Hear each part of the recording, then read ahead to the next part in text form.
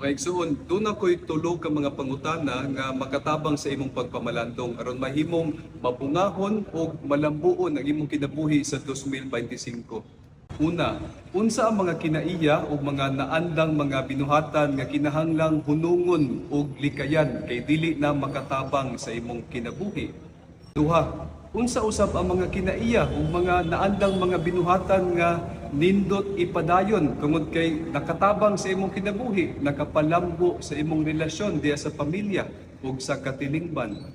Ikatulo, unsa ang mga batasan o mga hiyas nga imong nakita sa uban nga nindot usab nga imong puy-an sa imong kinabuhi tungod kay nakapalambo kini sa pagtuo sa uban, nakapalig-on sa ilahang kinabuhi nga pwede natong sugdan sa tuig 2025.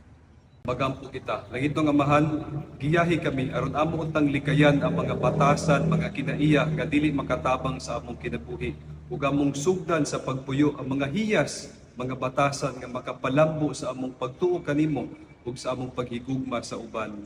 Amen.